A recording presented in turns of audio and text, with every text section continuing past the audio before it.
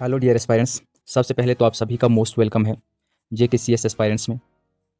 Dear friends, आपके syllabus में एक टॉपिक मेंशन है जिसका नाम है current events of national and international importance. ये टॉपिक स्पेशल FAA के सिलेबस में गिवन है, लेकिन ये सिर्फ FAA के लिए इंपॉर्टेंट नहीं है, बल्कि आप किसी भी कम्पिटिटिव एग्जाम की तैयारी कर रहे हो वहाँ भी ये टॉपिक अहम रोल प्ले करता है। डियर एस्पायरेंट्स, यहाँ पे आप देख सकते हो मैंने लिखा हुआ है क्वालिटी MCQs। क्यों लिखा है? क्योंकि दोस्तों आपको ज़्यादा MCQs को पढ़ने की ज़रूरत नहीं है, और ये जो क्वालिटी MCQs की मैं सीरीज़ लॉन्च करने जा रहा हूँ ये बहुत ही इंपॉर्टेंट है, बिल्कुल शॉर्ट एंड इफेक्टिव है, और दोस्तों साथ में स्टैटिक है, यानी कि आप कभी भी इस सीरीज़ को वॉच करोगे तो आपके लिए तब भी ये बेनिफिशियल रहेगी, चाहे आप किसी भी एग्ज़ाम की प्रिपरेशन कर रहे हो। डियर एस्पायरेंट्स, आप मुझे मेरे सोशल मीडिया हैंडल्स पे फॉलो कर सकते हो। इंस्टाग्राम की यूज़र आईडी यहाँ पे गिवन है, इस नाम को आप सर्च करके फॉलो कर सकते हो, जहाँ पे आपको 10K फॉलोअर्स ऑलरेडी मिलेंगे। JKCS एस्पायरेंट्स बिल्कुल लेटेस्ट यूट्यूब चैनल है, इस चैनल को भी अपनी सपोर्ट दिखाएं और सब्सक्राइब करें। साथ में यदि आपको किसी PDF की रिक्वायरमेंट है तो आप मुझे मेल भी कर सकते हो। डियर एस्पायरेंट्स, मैं पार्टिकुलर इस PDF की बात कर रहा हूँ, इसकी प्राइस कितनी है? 121। आने वाले टाइम में ये प्राइस इंक्रीज़ भी हो सकती है, और यदि आपको परचेज़ करनी है तो आप मुझे मेल कर सकते हो, टेलीग्राम पे आप मुझे फॉलो कर सकते हो, वहाँ पे भी मैसेज कर सकते हो, या फिर इंस्टाग्राम पे भी DM कर सकते हो। बाकी यहाँ पे मैंने कुछ और डिटेल भी मेंशन की है कि 100% फ्री PDF आपको कहाँ पे मिलेंगी, और वो PDF जो ऑलरेडी मैंने परचेज की हुई हैं। दोस्तों ये PDF आपको मेरे टेलीग्राम चैनल पे मिलेगी, जिसका लिंक मैं इसी वीडियो की डिस्क्रिप्शन में दे दूँगा, और साथ में जो चैनल की बायो है वहाँ पे भी आपको मिल जाएगा। ये कंटेंट दोस्तों इन्फॉर्मेटिव रहने वाले हैं, किसके लिए? आने वाले FAA के एग्ज़ाम के लिए, जो जून 2026 के आसपास कंडक्ट किया जाएगा।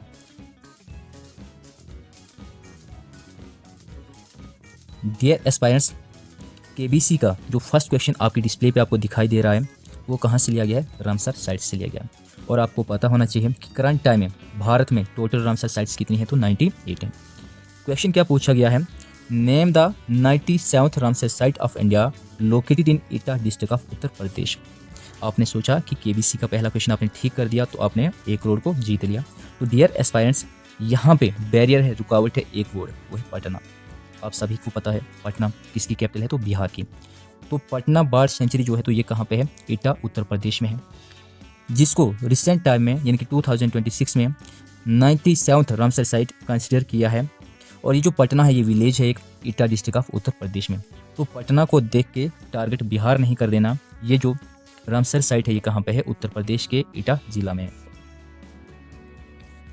उसके बाद आप यहाँ पे देख सकते हो और भी बहुत सारे ऑप्शंस हैं, ये सारी रिसेंट वाली रामसर साइट्स हैं, लेकिन इम्पॉर्टेंट यहाँ पे है लास्ट वाली। डियर एस्पायरेंट्स, जो छरीडंड वेटलैंड है या फिर बर्ड सेंचुरी है ये कहाँ पे है? रण ऑफ कच्छ में है। और रण ऑफ कच्छ कहाँ पे है दोस्तों? गुजरात में है। ये 98th रामसर साइट है भारत की, जिसको 2026 में ऐड किया गया है रामसर साइट्स में।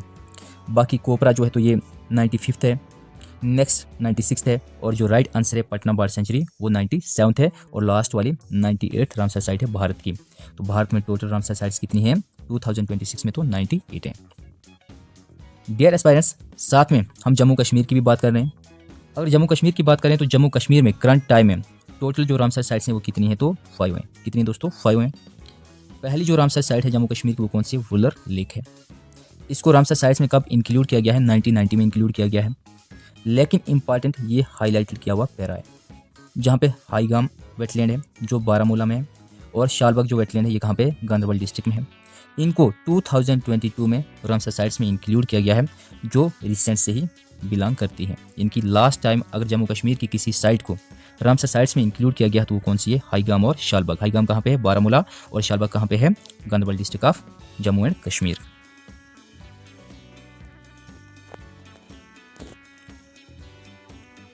कुछ फैक्चुअल इन्फॉर्मेशन को भी देख लेते हैं, जो आपको आने वाले एग्जाम्स के लिए इंपॉर्टेंट तो नहीं है, लेकिन फैक्चुअल इन्फॉर्मेशन का पता होना चाहिए। रामसर जो कन्वेंशन थी इसको साइन कब किया गया था? 1971 में, और इनफोर्स कब हुई थी? 1975 में। इसी का दूसरा नाम क्या है? रामसर वाटरफॉल कन्वेंशन भी कहा जाता है। इंडिया इसका मेंबर कब बना था? 1982 में। इसका हेडक्वार्टर कहाँ पे है? तो स्विट्जरलैंड में है। रामसर क्या है? तो रामसर सिटी है कहाँ की? तो ईरान की। Total number of Ramsar sites Bharat में तो कितनी है दोस्तों? 98 हैं, ऑलरेडी बता चुका हूँ।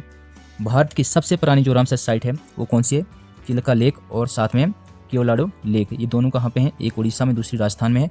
इनको रामसर साइट्स में कब इंक्लूड किया गया है दोस्तों? 1981 में। भारत की सबसे छोटी जो रामसर साइट है वो कौन सी है? रेणुका वेटलैंड, कहाँ पे है? तो हिमाचल प्रदेश में है। लार्जेस्ट कौन सी है? तो सुंदरबन वेटलैंड, कहाँ पे है? वेस्ट बंगाल में है। भारत की किस स्टेट में सबसे कम रामसर साइट्स हैं? तो आपके पास सिक्किम और त्रिपुरा है, जहाँ पे आपको एक ही नंबर में रामसर साइट देखने को मिलेगी। और सबसे ज़्यादा रामसर साइट्स आपको कहाँ पे देखने को मिलेंगी? तमिलनाडु में। कहाँ पे? तमिलनाडु में। टोटल रामसर साइट्स कितनी है? तो 20 हैं। तो डियर एस्पायरेंट्स, ये थी कुछ स्टैटिक इन्फॉर्मेशन किसके बारे में? तो रामसर साइट्स के बारे में। डियर एस्पायरेंट्स, केबीसी का जो नेक्स्ट क्वेश्चन लिया गया है वो किस टॉपिक के यूनेस्को बेस्ड है? UNESCO world heritage sites in India. अगर मैं भारत की बात करूं तो भारत में करंट टाइम में यानी कि फरवरी 2026 में total UNESCO world heritage sites कितनी है दोस्तों? 44 हैं। कितनी हैं? 44 हैं, जिनको 3 तरह से क्लासीफाई किया गया है। यानी कि दोस्तों कुछ हेरिटेज साइट्स आपको कल्चरल मिलेंगी, कुछ नेचुरल मिलेंगी और कुछ हेरिटेज साइट्स दोस्तों आपको मिक्स्ड मिलेंगी। अगर मैं कल्चरल हेरिटेज साइट्स की बात करूं तो भारत में टोटल कितनी है दोस्तों? 36 हैं। कितनी है? 36 हैं। नेचुरल कितनी है दोस्तों? 7 हैं। और एक ऐसी साइट है जिसका नाम दोस्तों यहाँ पे मेंशन है, जो कहाँ पे? सिक्किम में है, जिसको यूनेस्को वर्ल्ड हेरिटेज साइट्स में कब इंक्लूड किया गया था? 2016 में इंक्लूड किया गया था दोस्तों। ये कम्बिनेशन है, कल्चरल और नेचुरल हेरिटेज साइट्स की कम्बिनेशन है, इसीलिए इसको कहा जाता है मिक्स्ड हेरिटेज साइट, जो कहाँ पे? सिक्किम में है। ये कितनी दोस्तों? सिर्फ एक, मात्र एक है। अब यूनेस्को दोस्तों किस बला का नाम है? आप सभी को पता है, ये एक संस्था है, ये एक ऑर्गेनाइजेशन है, जिसकी एब्रीवेशन यहाँ पे मेंशन है। एब्रीवेशन क्या है? United Nations Educational Scientific and Cultural Organization. Important तो नहीं है आपके एग्जाम के लिए, लेकिन दोस्तों आप इसको भी नोट डाउन कर सकते हो। यहाँ से जो क्वेश्चन लिया गया वो क्या है?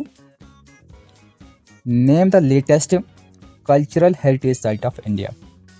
दोस्तों कौन सी पूछी गई है? कल्चरल हेरिटेज साइट को पूछा गया है, जिसको 2025 में यूनेस्को वर्ल्ड हेरिटेज साइट्स में इंक्लूड किया गया है। ओवरऑल दोस्तों ये 44वीं हेरिटेज साइट है, जो कहाँ पे है? महाराष्ट्र में, जिसका नाम है दोस्तों Maratha military landscape.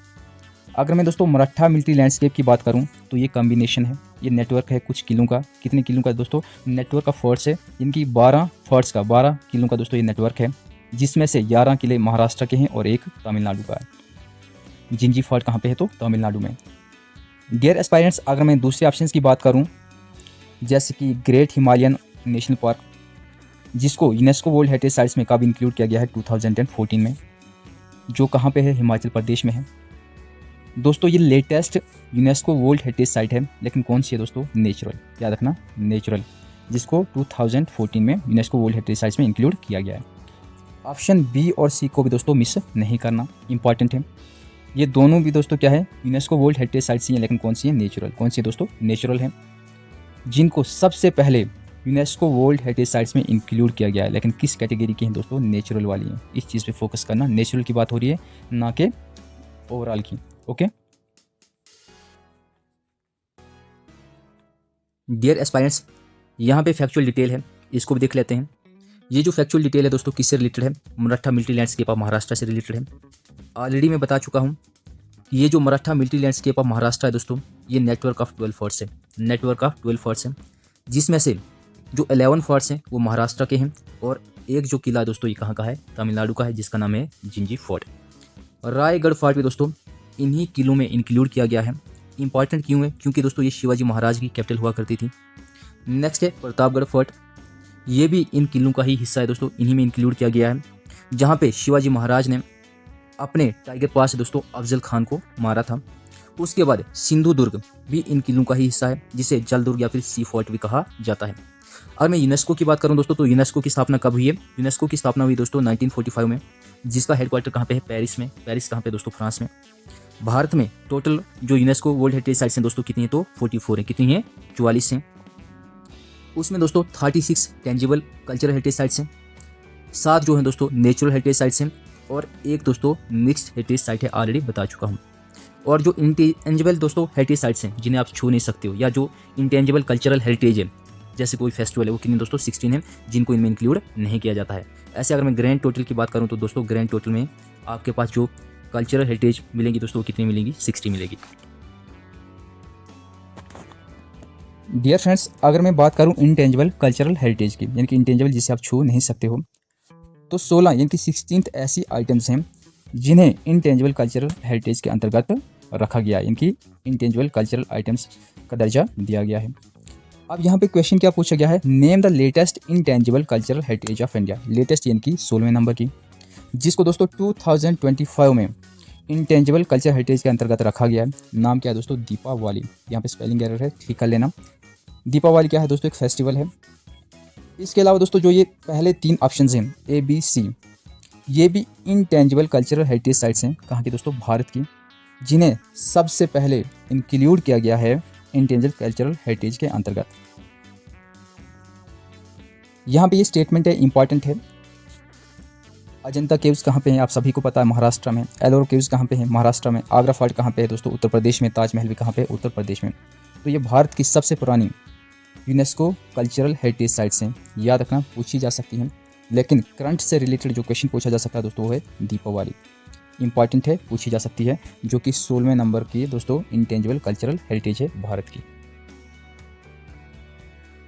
Dear aspirants, आप सभी को पता है कि भारत एक सेकुलर नेशन है, जिसमें दोस्तों टॉप लेवल पे क्या है, पॉलिटिक्स है। और पॉलिटिक्स का दोस्तों मेन वेपन क्या है, रिलीजन है। यानी कि किसी भी पॉलिटिशियन को सत्ता को प्राप्त करना है दोस्तों, तो वो किस हथियार का इस्तेमाल करते हैं, रिलीजन का। तो यहाँ पे जो क्वेश्चन लिया गया है, Shri Mata Vaishno Devi institute of medical excellence से लिया गया है, जो 2025 और 6 में न्यूज़ में काफ़ी चर्चा का विषय रहा। क्वेश्चन क्या है, ये जो इंस्टीट्यूट है, श्री माता वैष्णो देवी जो इंस्टीट्यूट है ऑफ मेडिकल एक्सीलेंस, इसकी स्थापना 2020 में की गई है, लेकिन किसके द्वारा। ए ऑप्शन है श्री माता वैष्णो देवी श्राइन बोर्ड के द्वारा। बी है क्या J&K गवर्नमेंट ने इसको स्थापित किया है, क्या इसकी स्थापना गवर्नमेंट ऑफ इंडिया ने की है, या फिर J&K यतीम ट्रस्ट ने की। दोस्तों राइट आंसर क्या है, श्री माता वैष्णो देवी श्राइन बोर्ड। अब यहाँ पे बवाल क्या था, इशू क्या था, यहाँ पे जो टोटल सीट्स थी MBBS की, जो टोटल सीट्स थी वो 50 थी, जिसमें मेजॉरिटी ऑफ स्टूडेंट्स कौन रहे दोस्तों, मुस्लिम्स रहे। इनकी 42 सीट्स पे मुस्लिम बच्चे थे, जिनकी उन्होंने क्रैक किया था नीट के एग्ज़ाम को। उसके बाद दोस्तों 7 जो बच्चे रहे वो सनातन धर्म से बिलोंग करते थे, और एक बच्चा सिख धर्म से बिलोंग करता था। और यही रीज़न रहा कि मेजॉरिटी ऑफ स्टूडेंट्स थे मुस्लिम्स।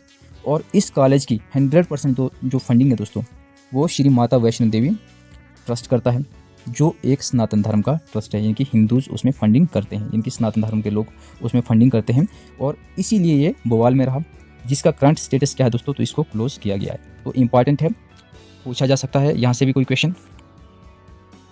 डियर फ्रेंड्स, यहाँ पे कुछ फैक्चुअल इन्फॉर्मेशन है, फैक्चुअल डिटेल है इसी मेडिकल कॉलेज से संबंधित। अगर मैं लोकेशन की बात करूँ तो दोस्तों लोकेशन क्या है इसकी, तो ये है ककरियाल, एग्जैक्ट लोकेशन है ककरियाल, जो कि कटरा तहसील का हिस्सा है। और कटरा किसके अंतर्गत आता है, तो दोस्तों ये डिस्ट्रिक्ट रियासी के अंतर्गत आता है। इसकी एफिलिएशन दोस्तों किसके साथ थी, श्री माता वैष्णो देवी यूनिवर्सिटी के साथ थी। टीचिंग हॉस्पिटल दोस्तों इस मेडिकल कॉलेज का कौन सा था, यहाँ पे नाम मेंशन है।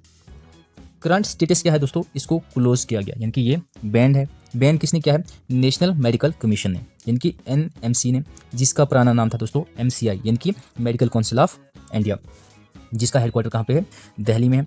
जिसकी स्थापना किस एक्ट के थ्रू की गई थी, national medical commission act of 2019 के थ्रू इसकी स्थापना की गई थी। कब, 2020 में। डियर एस्पायरेंट्स, यहाँ पे टोटल MBBS सीट्स कितनी हैं दोस्तों, 50 थी। MBBS की एब्रिविएशन क्या होती है, यहाँ पे मेंशन है, कोई ज़रूरत नहीं इसको याद करने की। और दोस्तों आपको एडमिशन लेने के लिए कौन सा एग्ज़ाम क्रैक करना पड़ता था, नीट का। तो ये भी चर्चा का विषय रहा 2025 और 6 में, इसलिए ये भी इंपॉर्टेंट है। डियर एस्पायरेंट्स, जम्मू कश्मीर में रहने वाला हर एक नागरिक, हर एक सिटीज़न PSA के बारे में जानता है। PSA को कंपेयर किया जाता है दोस्तों NSA से, यानी कि नेशनल सिक्योरिटी एक्ट से, जिसको 1980 में लाया गया था। अगर मैं PSA की बात करूं दोस्तों, ये एक प्रिवेंटिव यानी कि पब्लिक डिटेंशन लॉ है, या प्रिवेंटिव डिटेंशन लॉ है, जिसे आप पब्लिक सेफ्टी एक्ट के नाम से जानते हो। इसको इंट्रोड्यूस 1978 में किसने किया था, शेख मोहम्मद अब्दुल्ला ने, जो 2025 में काफ़ी न्यूज़ में रहा। यहाँ से क्वेश्चन क्या लिया गया है, who is detained under PSA in September 2025। Main question इतना ही कि किसको डिटेन किया गया था PSA के तहत सितंबर 2025 में। तो राइट आंसर है महराज मलिक। बाकी जितने ऑप्शन हैं ये भी इंपॉर्टेंट हैं। हरविंदर सिंह दोस्तों इसी के साथ तकरार हुई थी, जो कि IAS ऑफिसर है DCA डोडा का। इसी के साथ तकरार के बाद ये जो महराज मलिक है दोस्तों, इनके ऊपर पीएसए लगा था सितंबर 2025 में। मोहम्मद यूसुफ वानी, ये वो शख्स है दोस्तों जो जज है, जो सुनवाई कर रहा है महराज मलिक के केस की। उसके बाद अपू सिंह सलाठिया, जो एक एडवोकेट है दोस्तों, किसकी, महराज मलिक की। डियर एस्पायरेंट्स, ये जो स्टेटमेंट नीचे मेंशन है, इसको भी रीड करना अहम है, इम्पॉर्टेंट है। अगर मैं पीएसए की बात करूं दोस्तों, तो जो भी डिटेनी होता है does not have the right to know all the grounds of detention, यानी कि उसको डिटेन क्यों किया गया, उसको कोई हक नहीं है सब कुछ जानने का। तो इंपॉर्टेंट स्टेटमेंट है। इसको किसके साथ कंपेयर किया जाता है, एनएसए यानी कि नेशनल सिक्योरिटी एक्ट के साथ कंपेयर किया जाता है, जिसको कब इंट्रोड्यूस किया गया था, 1980 में। फैक्चुअल डिटेल की बात कर लेते हैं दोस्तों। पीएसए लगाया जाता है किसके लिए दोस्तों, या तो पब्लिक ऑर्डर या तो सिक्योरिटी ऑफ द स्टेट के लिए लगाया जाता है। यहाँ पे पनिशमेंट दोस्तों मेंशन है, 1 ईयर की जेल हो सकती है, 2 ईयर की जेल हो सकती है। उसके बाद जो ये महराज मलिक है दोस्तों, ये सिटिंग एमएलए था डोडा ईस्ट का, इसको दोस्तों डिटेन किया गया अंडर पब्लिक ऑर्डर। याद रखना ये पॉइंट इंपॉर्टेंट है, अंडर पब्लिक ऑर्डर के तहत इसको क्या किया गया, डिटेन किया गया। ठीक है। हरविंदर सिंह कौन है, ऑलरेडी बता चुका हूँ, डिप्टी कमिश्नर ऑफ डोडा यानी कि डीसीए डोडा का। पीएसए को दोस्तों रिटेन किया गया था जम्मू कश्मीर में आफ्टर इट्स रीऑर्गेनाइजेशन। आप सभी को पता है कि जेएंडके की रीऑर्गेनाइजेशन की गई 2019 में, और इसको पीएसए को रिटेन किया गया, जिसका ओरिजिनल एम क्या था दोस्तों, जब इसको लागू किया गया था, यानी कि टू प्रिवेंट टिम्बर स्मगलिंग, यानी कि टिम्बर स्मगलिंग को रोकना इसका प्राइमरी एम था। पीएसए को किसके साथ कंपेयर किया जाता है, ऑलरेडी बता चुका हूँ। पीएसए दोस्तों कहाँ पे अप्लाई होता है, जम्मू कश्मीर में। एनएसए नेशनल लेवल पे अप्लाई होता है। और दोस्तों इसमें किसको डिटेन किया जाता है, एंटी सोशल एलिमेंट्स को डिटेन किया जाता है, जिन्होंने दोस्तों पब्लिक सिक्योरिटी या नेशनल सिक्योरिटी में या फिर स्टेट सिक्योरिटी में कोई गलत रुख अपनाया, उन्हीं को डिटेन किया जाता है। चाहे वो पॉलिटिशियन हो, सेपरेटिस्ट हो, या प्रोटेस्टर्स हो, या एक्टिविस्ट हो, मिलिटेंट्स हो, तो उनको क्या किया जाता है, डिटेन किया जाता है। Dear aspirants, NLU that is National Law University Jammu Kashmir में 2026 में बहुत न्यूज़ में रहा। इसका रीज़न क्या था उसका भी पता करेंगे, लेकिन यहाँ पे जो क्वेश्चन मैंने इंसर्ट किया है वो क्या है, at present how many national law universities in India, यानी कि भारत में करंट टाइम में 2026 में कितनी नेशनल लॉ यूनिवर्सिटीज़ हैं। आने वाले टाइम में ये रेशो, ये नंबर अप डाउन हो सकता है। तो करंट में दोस्तों कितनी है, 27 है। रामसर साइट्स कितनी है, तो 98 है। यूनेस्को वर्ल्ड हेरिटेज साइट्स कितनी है दोस्तों, 44, ना कि 46। कितनी है, 44 है। डियर एस्पायरेंट्स, अगर मैं बात करूँ NLU की, नेशनल लॉ यूनिवर्सिटी की, तो ये कश्मीर में बनाई जा रही है आने वाले टाइम में, और इसी को लेके बवाल हुआ था। यानी कि जो J&K high court bar association है, वो डिमांड कर रहे थे या तो उनको भी जम्मू में नेशनल लॉ यूनिवर्सिटी दी जाए, या फिर जो कहाँ पे कंस्ट्रक्ट की जा रही है, जो नेशनल लॉ यूनिवर्सिटी कश्मीर में बनाई जा रही है, उसको जम्मू में बनाया जाए। ये डिमांड थी किसकी, J&K high court bar association की और जम्मू के लोगों की। यहाँ पे फैक्चुअल डिटेल है। अगर मैं फैक्चुअल डिटेल की बात करूँ तो फैक्चुअल डिटेल में आप देख सकते हो कि ये जो नेशनल लॉ यूनिवर्सिटी है, इसको ऑफिशियल अप्रूवल 2025 में मिला था। इसका जो इनिशियल कैंपस है वो कहाँ पे लग रहा है, तो ओमपुरा कहाँ पे दोस्तों, बड़गाम में है, जो अप्रैल 2026 से फंक्शनल होगा। इसके लिए दोस्तों कौन सा एग्जाम क्वालिफाई करना पड़ता है, क्लैट का, यानी कि कॉमन लॉ एडमिशन टेस्ट। इसकी जो रेगुलेटरी अथॉरिटी है वो BCI है, यानी कि बार काउंसिल ऑफ इंडिया है, जो एक स्टैच्यूटरी बॉडी है, जिसकी दोस्तों स्थापना किस एक्ट के थ्रू हुई थी, एडवोकेट्स एक्ट ऑफ 1961 के तहत इसको लाया गया, जिसका हेडक्वार्टर कहाँ पे है, तो न्यू दिल्ली में। डियर एस्पायरेंट्स, करंट अफेयर्स का सेकंड लेक्चर भी बहुत जल्द मैं आपके लिए लेके आऊँगा। उसके लिए आपको कुछ नहीं करना है, बस बेल आइकन को आपको ऑन करना है। डियर एस्पायरेंट्स, सेकंड लेक्चर में आप किन टॉपिक्स को देख सकते हो, एप्स्टेन आइलैंड, जिनकी एप्स्टेन फाइल्स आपने देखा न्यूज़ में है, उनका जिक्र करेंगे। एप्स्टेन आइलैंड क्या है उसके बारे में आपको जानकारी देंगे। रिपब्लिक डे 2026 में जो भी इंपॉर्टेंट पॉइंट्स बनते हैं उनको भी कवर करने की कोशिश करेंगे। वंदे मातरम 150 ईयर्स दोस्तों, ये भी एक रिलीजियस इशू रहा, उसको भी देखेंगे। इको सेंसिटिव जोन्स की भी बात करेंगे। J&K बजट 2026-7 की बात करेंगे, यूनियन बजट की बात करेंगे। उसके बाद और भी बहुत सारे टॉपिक्स हैं, यूनिवर्सिटी ग्रांट्स कमीशन, मनरेगा। आप सभी को पता है कि मनरेगा में बहुत सारी चेंजेस देखने को मिली। ब्रिक्स समिट 2026 कहाँ पे होने वाली है, भारत में होने वाली है। खेलो इंडिया गेम्स 2026, इन सब की बात करेंगे दोस्तों आने वाले कंटेंट्स में। दोस्तों आपको कुछ नहीं करना है, बस आपको एक ही काम करना है, मुझे मेरे सोशल मीडिया हैंडल्स पे फॉलो करना है। अगर ये कंटेंट आपको इन्फॉर्मेटिव लगा, लाइक शेयर और सब्सक्राइब ज़रूर करें। Thanks for watching. जय हिंद, जय भारत।